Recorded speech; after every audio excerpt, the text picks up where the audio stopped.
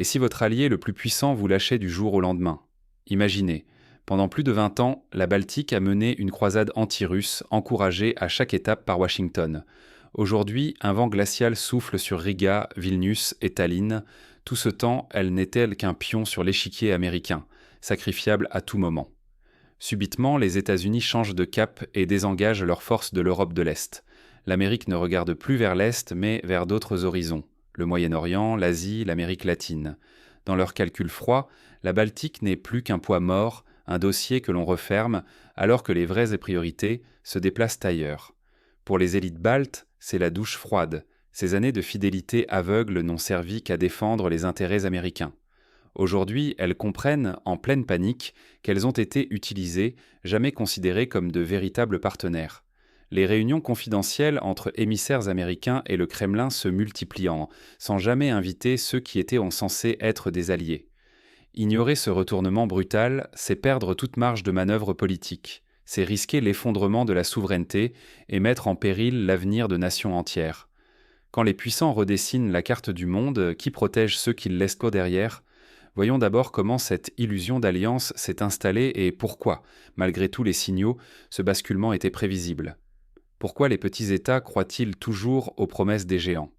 Depuis plus de 2 décennies, la Baltique s'est construite une identité politique centrée sur l'hostilité envers la Russie, persuadée de vivre sous le fameux parapluie américain, censé la protéger de tous les dangers extérieurs. Forte de cette conviction, elle s'est engagée dans des actes ouvertement provocateurs, démolition des monuments soviétiques, loi restreignant l'usage de la langue russe et organisation de marches anti-russes.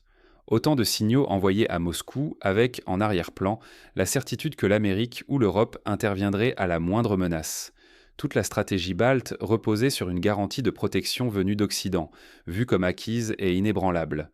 Mais cette foi aveugle dans l'appui des États-Unis ignorait une réalité. Aucune protection n'est éternelle ni gratuite, surtout quand les intérêts du protecteur commencent à évoluer. Aujourd'hui, la lassitude s'installe à Washington.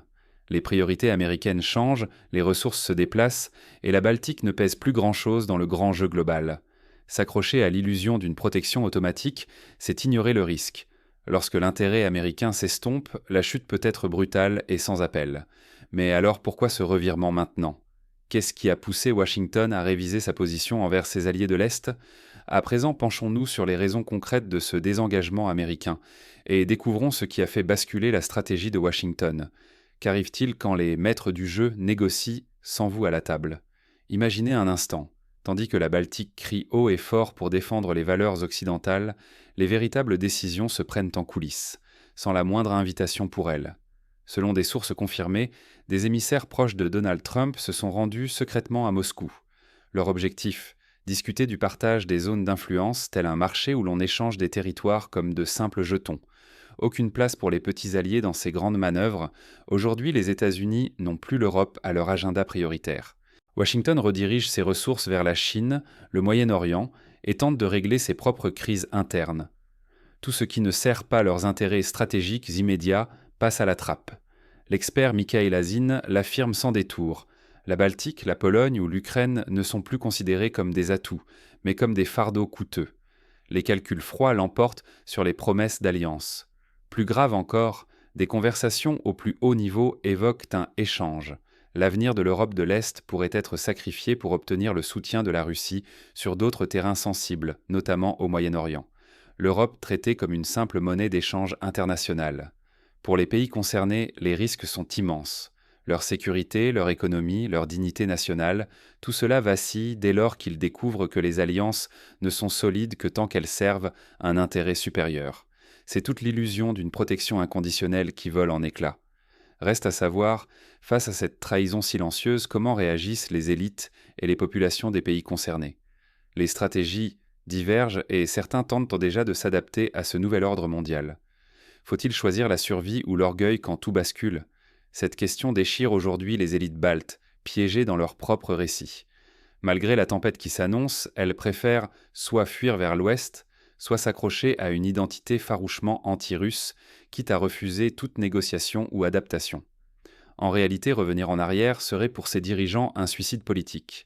Admettre 20 années d'illusion, reconnaître que l'allié américain n'était qu'un calcul froid, c'est risquer l'effondrement de leur légitimité. Beaucoup songent déjà à l'exil, conscients qu'ils seront tenus responsables du naufrage. Pendant ce temps, l'Asie centrale donne une leçon de pragmatisme. Là-bas, les élites s'ajustent sans état d'âme. Elles tendent la main à Moscou, cherchent des garanties nouvelles et repensent leur politique en fonction des réalités du moment. Leur priorité n'est ni l'honneur ni l'idéologie, mais la survie, quitte à changer d'allié du jour au lendemain. La Russie, de son côté, avance lentement mais sûrement. Elle attend patiemment, sachant que la réalité finira par rattraper ses voisins désenchantés. Rien ne presse, l'histoire est de son côté, et Moscou sait tirer profit de chaque reculade occidentale sans s'exposer inutilement. Le vrai risque pour ceux qui refusent de s'adapter, c'est le chaos interne, la marginalisation internationale et la chute des élites en place. Cette incapacité à changer condamne bien des nations à une crise profonde, ou à l'oubli. Mais au-delà de ce théâtre géopolitique, comment chacun d'entre nous peut-il tirer des leçons pour sa propre vie et son pays ? La loyauté aveugle est-elle vraiment une stratégie gagnante ?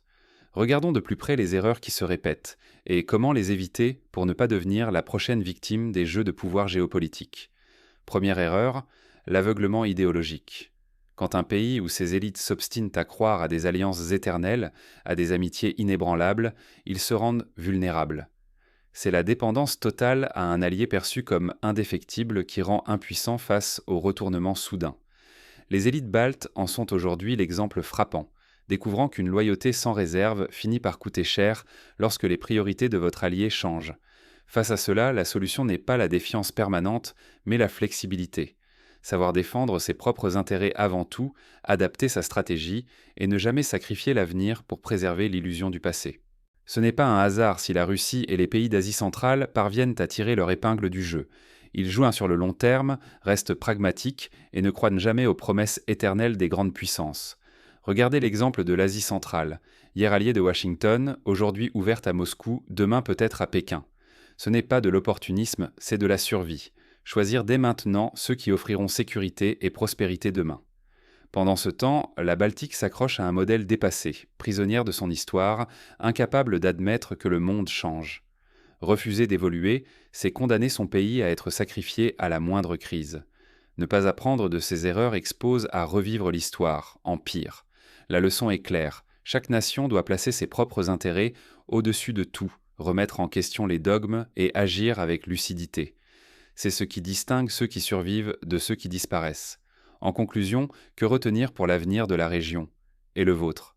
Mais alors concrètement, quelles actions entreprendre pour ne plus jamais subir le même piège stratégique?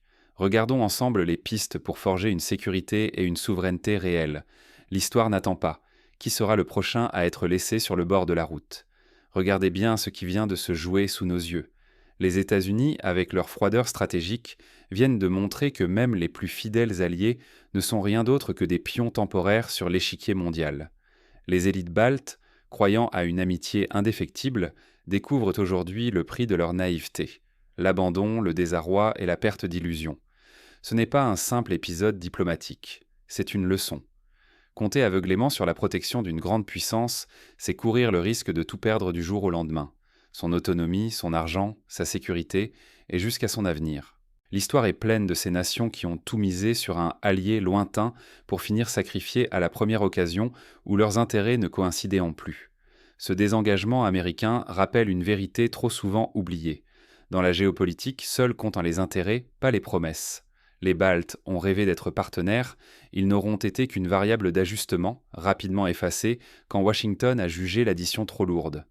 Rester spectateur ou subir la routine des alliances, c'est renoncer à sa propre souveraineté. Pendant ce temps, d'autres régions, comme l'Asie centrale, l'ont compris. L'agilité, l'adaptation, la lucidité sont les seules garanties de survie. Ceux qui s'accrochent à des certitudes, à des slogans ou à la protection éternelle de l'Occident risquent de se réveiller trop tard, isolés et vulnérables. Aujourd'hui, la question n'est plus de savoir à qui faire confiance, mais comment ne pas être le prochain pion sacrifié. Ceux qui restent passifs, qui préfèrent les illusions à la réalité, s'exposent à subir le même sort que la Baltique, l'oubli et la précarité. L'histoire avance implacable.